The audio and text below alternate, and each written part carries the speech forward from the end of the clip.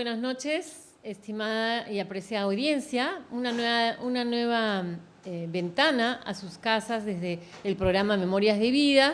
Y en la noche de hoy vamos a conversar sobre un tema que nos interesa a todos, que es el tema de las últimas declaraciones que ha hecho el presidente de los Estados Unidos, Donald Trump. Bueno, y las implicancias, vamos a decir que eso tiene en toda América Latina, ¿no? En particular en Panamá, en Perú, en Colombia, en todos los países en realidad del Cono Sur, para lo cual he invitado esta noche a un invitado de lujo, pues es el director de la Asociación Gobernabilidad Perú, es Eduardo Calderón de la Barca. Bienvenido, Eduardo.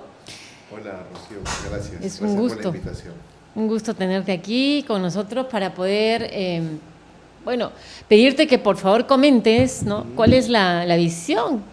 ¿Qué visión tienes tú sobre estas declaraciones que hace el presidente de los Estados Unidos, Donald Trump, acerca del Canal de Panamá? Sí, pues su anuncio ahora en la asunción de mando sobre la recuperación del Canal de Panamá, pues es algo que ha afectado a América Latina respecto a la independencia y la soberanía de Panamá respecto a sus recursos, ¿no? Tal como ellos habían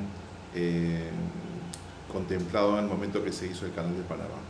Sin embargo, el presidente Trump alega que dentro de sus argumentos de que este puerto se ha desviado de los propósitos iniciales y que la legislación inicial les permite a ellos tentar la recuperación, ¿no? Eso va muy en contra de los postulados que en América Latina hemos esbozado sobre la soberanía y la internacionalización del puerto, porque más allá de un puerto estratégico, consideramos que es un puerto además que no solamente beneficia el comercio con Estados Unidos, sino a toda América Latina en su conjunto, ¿no? Especialmente con Sudamérica.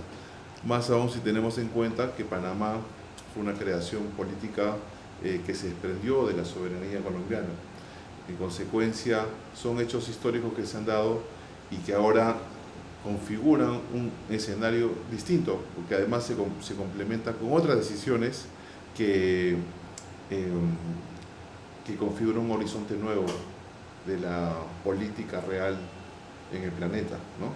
Y que afecta evidentemente no solamente a Occidente, sino sobre todo a América Latina o América del Sur. En particular, claro que sí.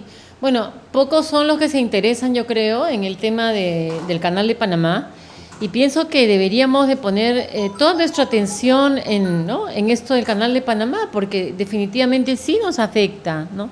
Nos afecta de manera política, de manera comercial, económica, a todo el continente hispanoamericano, y a Brasil también. Esto del Canal de Panamá, no es nuevo, ¿no? Por si acaso, vamos un poco a rememorar los antecedentes, ¿no? En la construcción del Canal de Panamá se realiza, corrígeme si no es lo correcto, en el siglo XIX, ¿verdad? Así es. Y inicios del XX, pero muy en los primeros años nada más.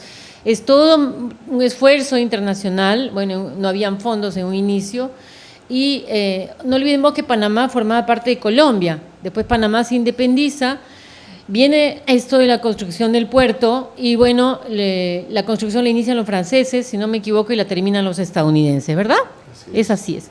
Esa es la historia detrás, por si acaso. Y luego, la finalidad que tiene ese canal es obviamente que los barcos puedan pasar para que puedan circular entre el Océano Atlántico y el Océano Pacífico, ¿no? Teniendo en consideración que varios países, ¿no?, del continente hispanoamericano tienen doble mar, doble océano, tienen costas, por ejemplo Colombia, en el Atlántico y costas en el Pacífico, ¿no? El caso de Panamá es igual, el caso de varios de nuestros países es igual, es el caso de la necesidad de tener, ¿no?, una comunicación entre un océano y el otro.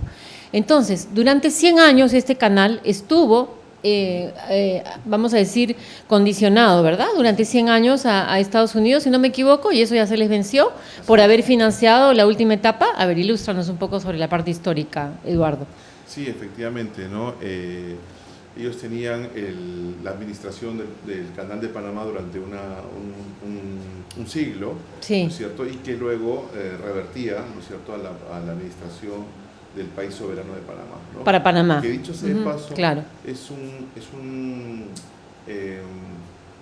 país, ¿no?, donde se ha configurado la presencia de muchos capitales financieros en la ciudad, ¿no? Se convirtió Panamá en un hub de las inversiones, incluso durante mucho tiempo se convirtió en un paraíso financiero, claro, ¿no?, donde había obviamente exoneraciones fiscales y que significó el progreso, ¿no?, el progreso bastante vertiginoso que tuvo Panamá a raíz justamente de este movimiento comercial.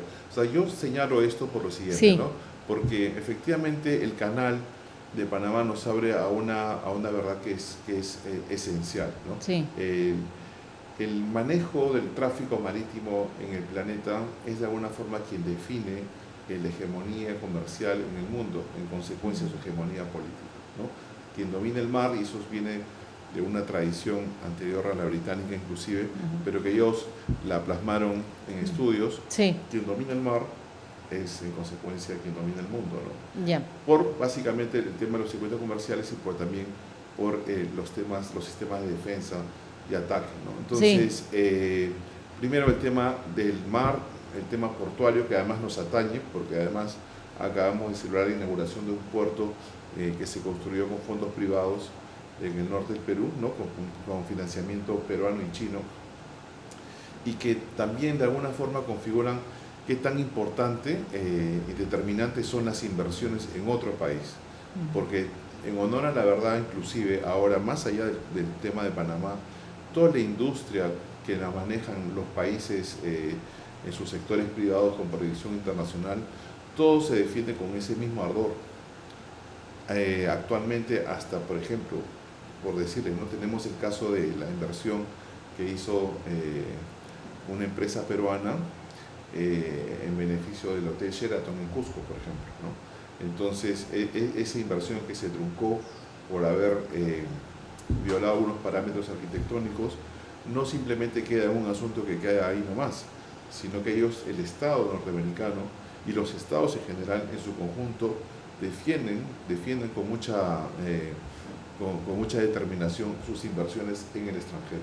Volviendo, claro, Eduardo, muchas gracias por toda esa explicación que nos haces, económica, histórica, ¿no?, y política. Pero volviendo nuevamente a la declaración de Donald Trump, que es la razón de nuestra entrevista el día de hoy, ha declarado el señor presidente de los Estados Unidos que debería nuevamente tener el control y, por lo tanto, dominio del Canal de Panamá. Es decir, que ese contrato ya se terminó hace, no sé si son 20 o 30 años, pero es un número de años importante que lo maneja el gobierno panameño. O sea, que estaríamos retrocediendo en la historia, según este presidente estadounidense, a darles a ellos la administración nuevamente y, por tanto, la hegemonía, como bien mencionas, política de todo el canal, pero también de todos los países que limitan con el mar, con esos dos mares, y por lo tanto afectaría a todo el cono. Yo no entiendo cómo este señor no respeta, o sea, yo diría, claro. ¿Es una provocación o qué tipo de, cómo lo lees tú políticamente hablando? Sí, sin duda, ¿no? Es una actitud desafiante, ¿no? Es una actitud desafiante que pone relevancia en otros aspectos que tienen que ver mucho con la seguridad nacional de su país. Tengamos en cuenta de que ellos, en el dominio marítimo y militar que tienen en el planeta, constantemente están hablando sobre su seguridad nacional, ¿no? Lo vemos en Occidente, también en Europa, en Euroasia, como el conflicto entre Rusia y Ucrania también tiene que ver con el tema de la seguridad nacional. Rusia, más allá que tema de seguridad, yo lo veo como una cuestión de invasión y de imperialismo puro y neto, o sea, una versión siglo XXI del imperialismo que ya todos conocemos. Por supuesto, o sea, es un acto se pone en evidencia, ¿no? Antes podríamos decirlo de que mediante medios diplomáticos o comerciales o estrategias de otro tipo tenían el control también, pero ahora se está haciendo de forma manifiesta. Es la política del garrote, la diplomacia o la diplomacia del dólar. Pregunto, a ver, vamos nuevamente a que el presidente no solamente de Estados Unidos, Donald Trump, no solamente ha dicho que el canal debería devolver al dominio de Estados Unidos, a la administración estadounidense, sino que además también el Golfo de México debe de llamarse Golfo Americano, Golfo de América. Es decir, nos está tratando de... es más allá realmente que una provocación, o sea, es una declaración, vamos a decir, política de una intención que hay detrás, de poder tener nuevamente una influencia y por lo tanto de una hegemonía, ¿no?, de lo que es Estados Unidos en su patio trasero, entre comillas, ¿no?, habitual, que fue, ¿no?, en los años de Roosevelt, ¿no?, en los años 20. O sea, así lo leemos nosotros los peruanos, o sea, varios peruanos, sí, claro que estamos leyendo las noticias, ¿no te parece? Estas disputas hegemónicas, además, de alguna forma están en relación a estas declaraciones de comprar Groenlandia, incluso poner a Canadá como si fuera un estado más. Ya, incluir a Canadá como un estado más de los Estados Unidos, Sí, o sea, sí. incorporar a Canadá como un estado dentro de la federación. Como dices bien, al siglo pasado, o al expansionismo territorial, para justamente defender a costa de todo su hegemonía. Eso es algo que, digamos, lo estamos viendo explícitamente y de forma muy acelerada, con decisiones que además tienen que ver con el tema de los migrantes, tienen que ver con otras decisiones más que dejan entrever la decisión de la actual administración de Estados Unidos como una decisión de recuperar las inversiones, fortalecer su país, cerrar sus fronteras y prepararse para escenarios futuros que pueden ser mucho más complejos. Lo que trato de decir es, nosotros como América Latina, sí, podemos tener evidentemente todas las posturas críticas y cuestionadoras y estar en desacuerdo con lo que sucede, y también podemos mirar, digamos, cuáles son las razones por las cuales se toman este tipo de decisiones que muchas veces pueden parecer muy riesgosas y contraproducentes para ellos mismos, ¿no? Vemos como, por ejemplo, en Estados Unidos, que hay una presencia aproximada de 70 millones de latinos, pueden 40 millones de ellos mexicanos, ¿no? Mexicanos. Que están en desacuerdo o tienen temor respecto a las decisiones que se toman. Bueno, las decisiones migratorias, discúlpame que te interrumpa, Eduardo, las decisiones migratorias que se toman a la hora actual son violentas, son totalitarias, son autoritarias, o sea, no son diplomáticas, no son democráticas. Ahora, obviamente que todos sabíamos este iba a ser el resultado cuando triunfó Donald Trump, ¿no? Pero ahora parece ser que hay una zozobra, ¿no?, vamos a decir, pánico que se ha generalizado, no solo entre estos 40 millones de mexicanos que viven dentro de la Unión estadounidense, sino también, obviamente, del resto de latinoamericanos, que representan 30 millones de personas. Están entregando los hijos, sus bebés, sus niños, los están entregando a sacerdotes, a pastores, a padres, para que están haciendo un release, o sea, para que tengan la custodia de manera desesperada, porque en cualquier momento los deportan. Entonces, ya pasando el tema de la deportación es muy espinoso también en cuanto a sus políticas internas.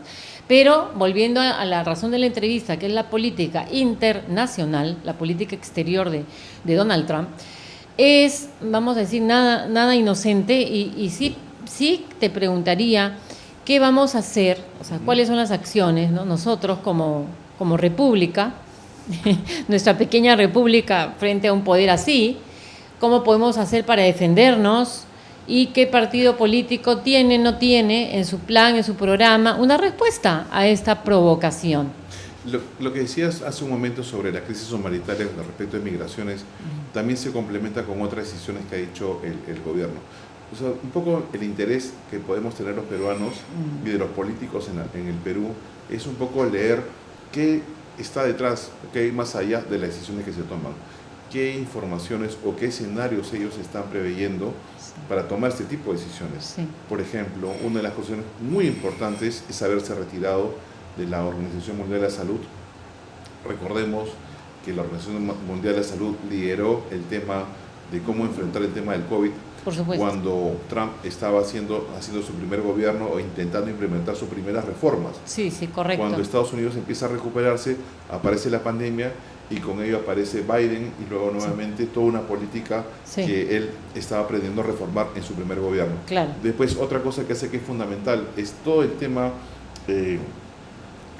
horizontal que significó implementar las políticas que luchaban contra el cambio climático y todo lo que tenía que ver con esta concepción de un mundo más verde, con vehículos eléctricos y promoviendo energías renovables. Todas de un plumazo han sido revertidas, se han retirado también del Acuerdo de París ya por segunda vez, ¿no? Han anunciado eso. Eso genera una inestabilidad tremenda, pero además también porque ellos están pensando y están enfocándose en optimizar los recursos que ellos tienen. Ellos dicen, tenemos abundante petróleo, tenemos abundante gas, vamos por ellos.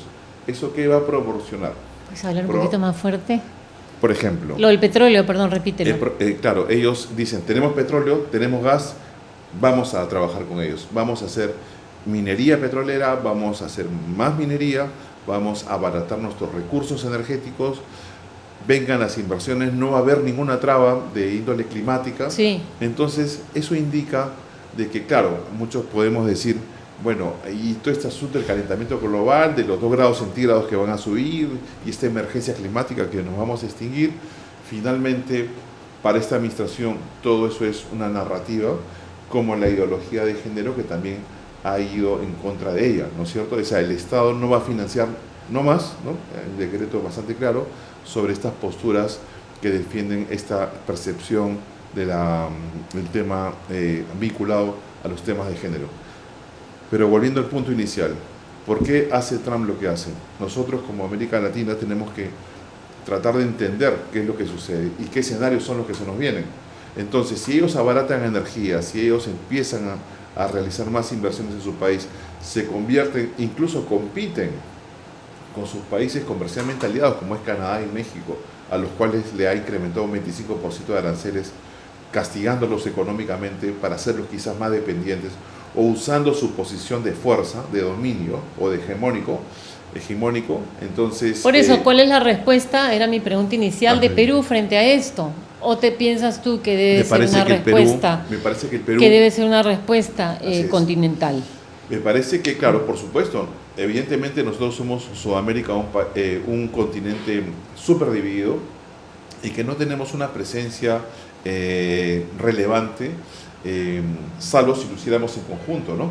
Tendríamos un mercado muchísimo más grande, podríamos ser más grande incluso que la Unión Europea, territorialmente mucho más grande también, incluso que Estados Unidos, pero sin embargo no lo hacemos porque somos un continente extremadamente dividido justamente por estas políticas de soft power que han entrado a América Latina para justamente socavar nuestra soberanía, nuestro trabajo en conjunto. Claro, somos un continente dividido en 24 repúblicas, pequeñas repúblicas que después de la independencia, del proceso de independencia, en lugar de seguir el consejo, vamos a decir la dirección, ¿no?, que nos marcó Simón Bolívar, que era la de la unificación, ¿no?, la de la integración para ser una misma fuerza, una confederación de estados del sur, ¿no? En lugar de seguir esa indicación debido a ambiciones personales, individualistas, ¿no? Yo diría que incluso Bolívar más bien no lo hicimos. Fue más bien que practicó una política, claro, que ahora llamaríamos balcanización, pero fue justamente dividir al Perú. Recordemos que perdimos territorio con ellos. Pero además, y además este tema de la Unión Continental incluso viene de antes, ¿no? Viene de antes. Casi desde el primer Congreso Constituyente del Perú. Pero, bueno, viene de un católico, de un padre, ¿no?, de un cura que... lo tengo en la punta de la lengua su nombre, que fue el que inspiró a Miranda, y Miranda inspiró a Bolívar. Y Bolívar, bueno, siguiendo en línea recta, inspiró a Aya de la Torre y a muchos más. No es el único, para que en el punto número 4 creo que es de su programa máximo, sea, vamos a decir en el segundo punto, perdón, de su programa máximo, sea la integración de todos los países de América Latina en un solo continente, ¿no?, desde el río Bravo en México hasta la Patagonia. Sin embargo, las posturas Ahora, vamos a ¿cómo decir, podemos extremistas actualizar? de izquierda ¿Se no puede van actualizar o no se puede actualizar ese ideal, Yo creo Eduardo? que ¿Tú qué ahora, piensas? un poco resaltando, tratando de llevar el tema anterior a tu pregunta actual, nosotros como peruanos tenemos que privilegiar ahora la modificación de nuestra política exterior.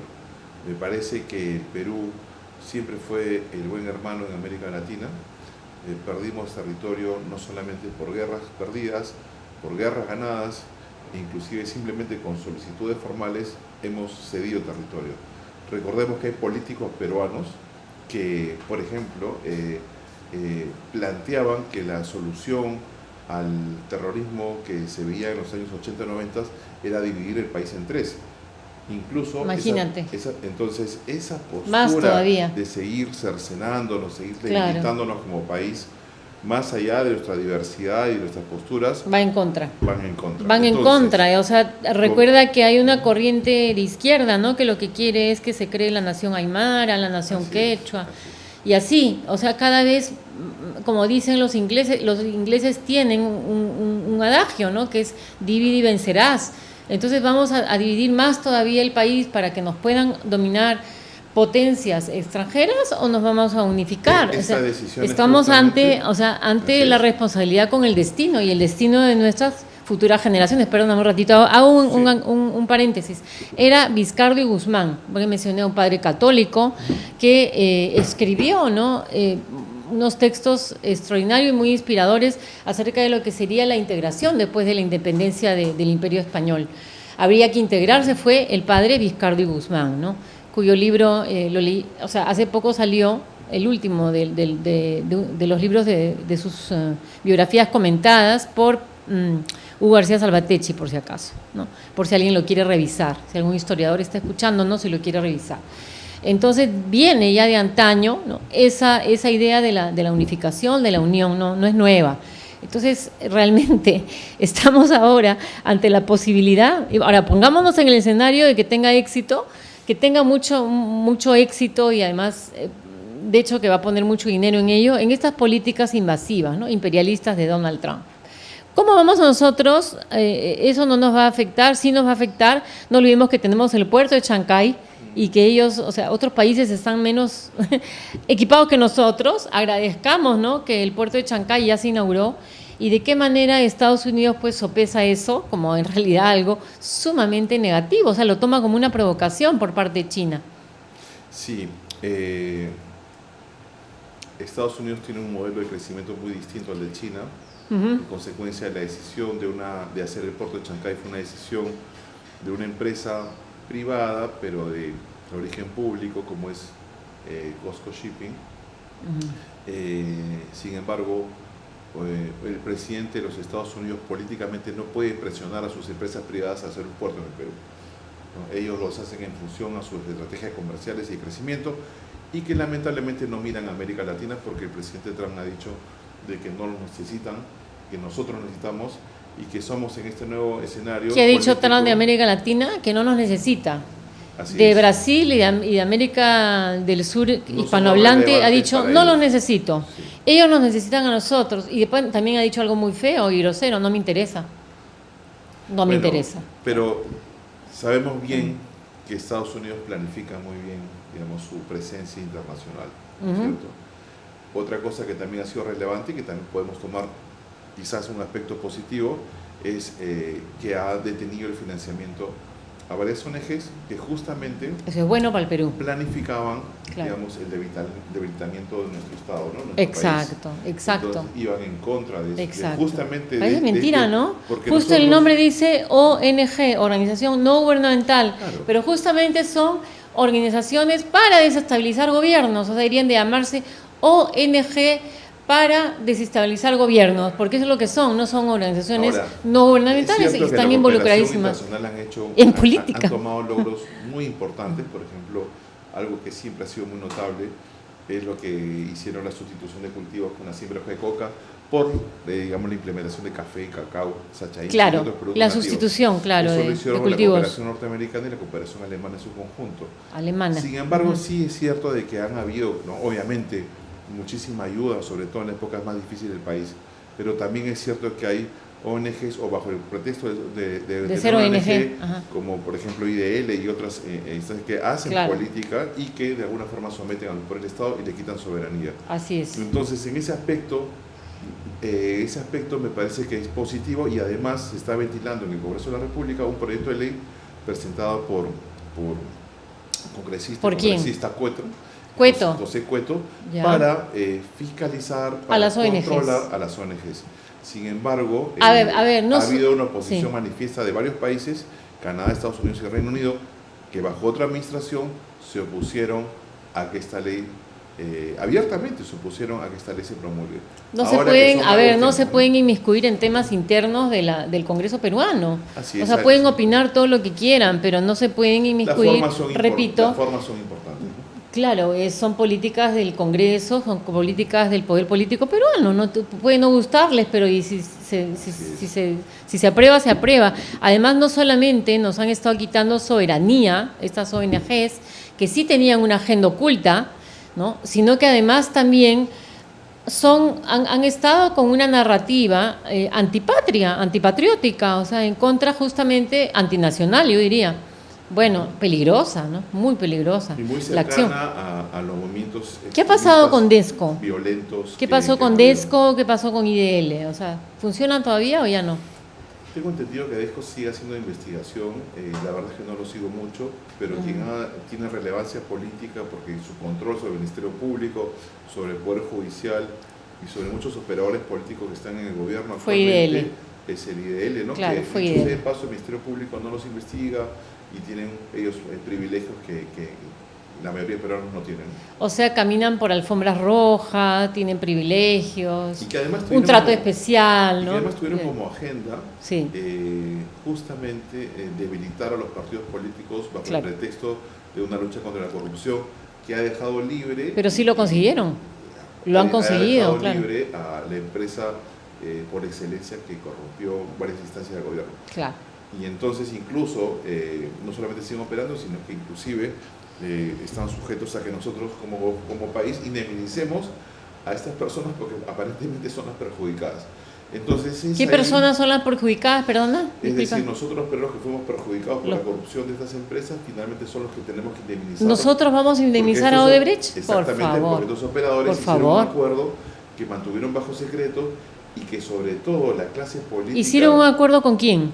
Con Odebrecht, por supuesto, como colaboradores eficaces y al final no han colaborado absolutamente nada.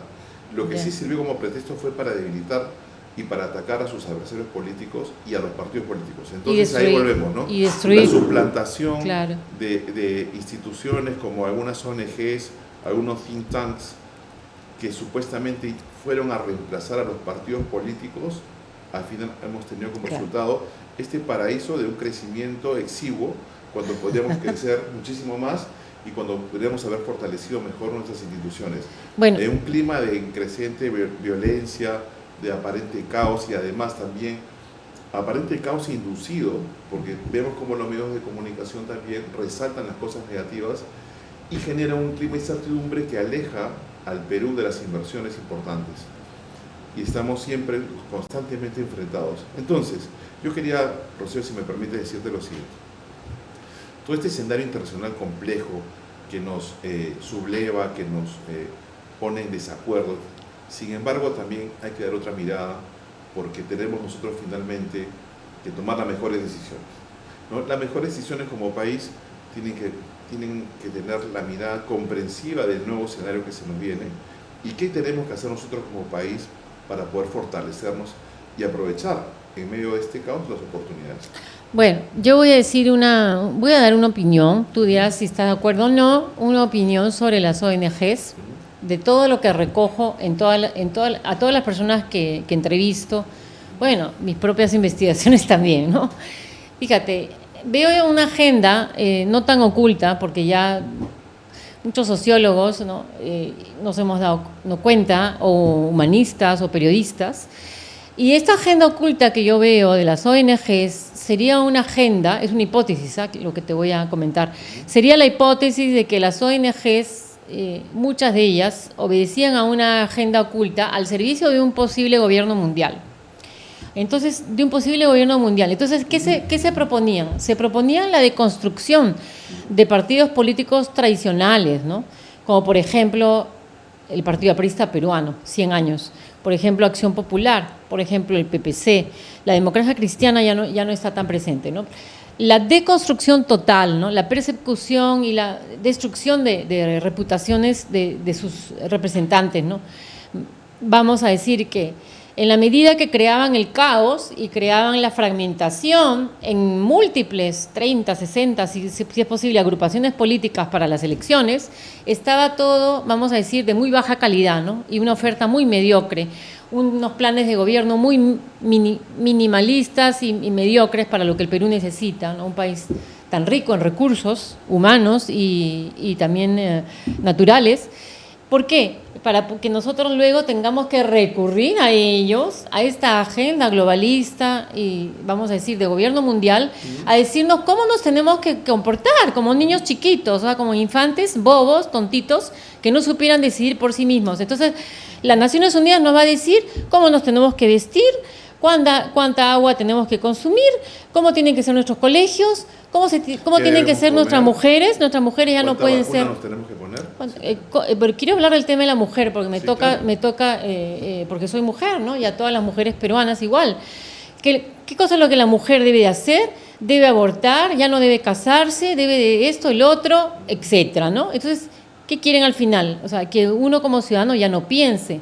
Somos como ovejitas, tontitas, que nos dejamos gobernar por la agenda de los ODS, ¿no? Vamos a decir la agenda de las Naciones Unidas, vamos a decir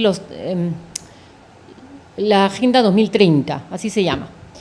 Lean, por favor, amable público, en el Internet, la Agenda 2030 en las Naciones Unidas. En todos los temas ellos tienen un programita, algo que decir. ¿Qué significa? No les conviene que hayan partidos políticos, que piensen por ellos mismos un plan de gobierno para nosotros, para lo que realmente conviene. ¿Qué les conviene?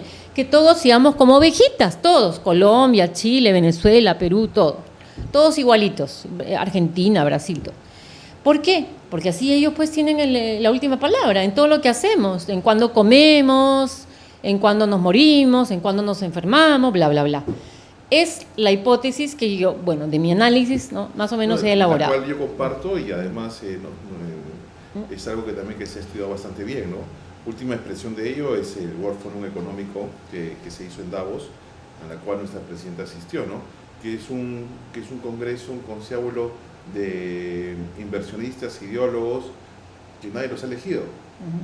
O sea, estas posturas, estas políticas que tú has mencionado, tiene como base preliminar que no haya democracia. Claro. Nadie los eligió. Claro. Y esos temas tampoco salieron de un clamor popular, como por ejemplo lo que se dio en la década del 20 y el 30, la jornada de las 8 horas, trabajar por una educación gratuita. Todos esos eran clamores populares. En cambio, esta Agenda 2030 son agendas que vienen de afuera. Son planificadas por el gabinete y luego nos dice qué cosa es lo mejor. Y te ponen qué comer, qué no comer. Así es. Etcétera, y te ponen en todos los rubros: salud, educación, lucha contra la pobreza, tema de género. O sea, ya no tenemos que pensar, ojo, peruanos, peruanas, ya no piensen. Tenemos ahí la Agenda 2030 que nos dice cómo nos tenemos que portar en cada problema. Ya tiene la solución para todo. Perdón, o sea, deberíamos de preguntarnos, ¿esto lo hemos elaborado nosotros los peruanos? Las madres peruanas que trabajamos, los padres peruanos que trabajan, que luchan por su familia, ¿lo hemos elaborado? ¿Esto respeta nuestras creencias, nuestro acervo cultural, que es milenario, ojo? Tenemos un acervo cultural milenario en el Perú y somos personas muy espirituales por lo general, muy creyentes. Esto, ¿nos han invitado a nosotros a discutir esta agenda? Y muy respetuoso ¿O viene de afuera? Exactamente. ¿Y para qué? A ver, hay que pensar sobre todo, por favor, ¿para qué? ¿Cuál es la finalidad de que nos den ya todo enlatado? Así es. Entonces, eso desconoce nuestra historia, nuestra tradición, nuestros valores y además nuestro destino. Claro. ¿No? Nuestro destino. Entonces, nosotros somos libres de poder elegir a través de nuestros representantes el destino que queremos vivir. Sin embargo, nos parece mal que esta forma de internacionalización, de globalismo, curiosamente, con las decisiones de Trump, están llegando a su fin.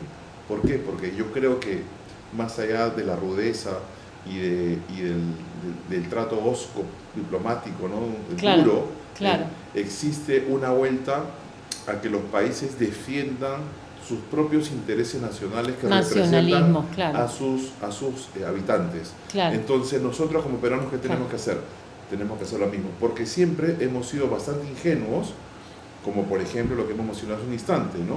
Cómo nosotros vamos a firmar un acuerdo con actores criminales que nos han perjudicado, en el caso del caso Lavajato, y ponernos en manos de ellos para que ellos tomen decisiones de cómo ayudarnos y qué cosa hacer con nuestra justicia nacional. El resultado es evidente, no hemos llegado absolutamente nada. Nada. Entonces, nada. ¿cómo nos miran a nosotros en el escenario internacional? Como un país ingenuo que no sabe comportarse en función a los hechos como se están dando ahora. Los países negocian sus propios intereses con rudeza. Ya lo estamos viendo Estados Unidos con Canadá, que podríamos decir que son los países más cercanos y parecidos entre ellos mismos. Claro. Y simplemente es, bueno, yo defiendo a mi gente porque para eso me eligieron. Nosotros, por ejemplo, ¿qué tenemos? Tenemos un potencial que somos un país rico, con la mejor gente, las personas lo aprecian, los extranjeros estamos, digamos, bastante acostumbrados a los elogios de esa naturaleza. Sin embargo, también nos preguntamos, ¿y qué pasa? ¿Por qué no crecemos? ¿Por qué finalmente no somos una nación próspera? ¿Por qué tenemos pobreza? ¿Por qué hay anemia? ¿Por qué hay violencia en las calles? ¿Por qué? Porque justamente no nos hacemos cargo de nuestras propias dificultades. Somos un país trabado, enfrentados entre sí mismos, ¿no? Una guerra fratricida como por ejemplo la violencia terrorista es algo impensable, pero ¿cómo creció? ¿Quién la financió? ¿Quién la sigue financiando? ¿Quién la defiende hasta ahora? Entonces, no solamente en ello, ¿no? Sino por ejemplo si miramos de un aspecto más propositivo, la pesca, la agricultura, la minería, por ejemplo, ¿no? Que son tres fuentes económicas sólidas y muy importantes para el país. ¿En qué estamos? Ahora con la incertidumbre geopolítica, el precio de oro ha subido al día de ayer a $2.800 la onza. Esto es una gran oportunidad para el país. ¿Qué estamos haciendo nosotros como políticas públicas para que el Perú aproveche nuevamente esta oportunidad que como otras hemos perdido? Nosotros somos un país muy afortunado en medio de todo, Eduardo, porque en medio de todo, no olvidemos, tenemos ahora la ventaja que se acaba de inaugurar el puerto de Chancay. Ahora, como bien mencionas, los minerales siempre son una fuente, o sea, es una de las dos industrias más importantes al lado de la agraria, ¿no? Entonces, nosotros deberíamos estar optimistas frente a lo que se viene. Bueno, ser, vamos a decir, cada vez más enfocados en lo nuestro, en lo que tenemos. Yo diría con un enfoque, sí, hay que decirlo, nacionalista, de recuperación de valores, de lucha por lo que ya tenemos, por nuestras tradiciones y fortalecernos en nuestra identidad, ¿no? En lo que somos, en quiénes somos y a dónde vamos. Ya voy a contarles una anécdota para ir cerrando. Cuando yo era estudiante y vivía en Francia, ahí estudiaba en dos universidades, estuve, y después en una escuela de especialistas en comunicación, ¿no? En comunicación corporativa. Me acuerdo que en una oportunidad conversé con el director de esa escuela, que era un religioso, había fundado esta escuela de comunicación que se llamaba IRCOM, y le pregunté, no sé, estoy en la disyuntiva, me han ofrecido un trabajo, le dije, en Estados Unidos, pero tengo también la posibilidad de regresar al Perú y trabajar. Yo tuve residencia incluso, ciudadanía y todo, allá para quedarme.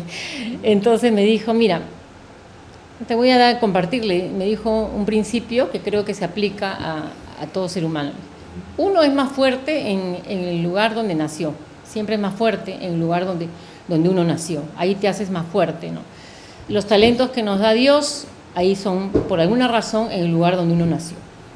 Entonces con eso nada más quisiera cerrar la entrevista, invitarte a que digas algo que quisieras decir de esa naturaleza también al público y agradecerte infinitamente por habernos dedicado tu tiempo, ¿no? Sobre este tema. Gracias, Rocío. Yo creo que lo que siempre hemos hecho los peruanos y las personas que nos antecedieron es mirar la vida con optimismo. Los partidos políticos, algunos centenarios como el Partido Aprista y otros partidos más, y toda la tradición de personas que se han esforzado para que este país sea grande, creo que es una tarea inconclusa. Tenemos que volver contagiarnos un poco el espíritu o del contexto que estamos viviendo para reforzar nuestras ideas y sobre todo sobre nuestras potencialidades. Creo como un país donde es un crisol de razas y además también con un origen milenario, ¿no? De un crisol o una suma de civilizaciones, tenemos todo el potencial para poder resolver estos problemas. Lo que tenemos que hacer es, y esa es mi sugerencia, ¿no? Discernir muy bien respecto a lo que sí le conviene al país, que lo que conviene a nuestras familias, a nuestros hijos, a nuestros padres, y tomar decisiones al respecto. No le pongamos atención a las cosas que nos generan conflicto, que nos generan desunión o que nos generan miedo e incertidumbre. Todos los países padecen una serie de elementos que a nosotros mismos nos autoflagelamos innecesariamente. Tenemos que apuntar hacia crecimiento y optar por representantes que nos puedan defender y dirigir mucho mejor. Muchas gracias. Y bueno, ese ha sido Eduardo Calderón de la Barca, presidente de Gobernabilidad Perú, con una mirada hacia lo peruano, ¿no? Y una mirada hacia lo que somos, quiénes somos y a dónde vamos. Muchas gracias. Que tengan una linda noche y hasta la próxima, hasta el próximo martes. Gracias. Gracias.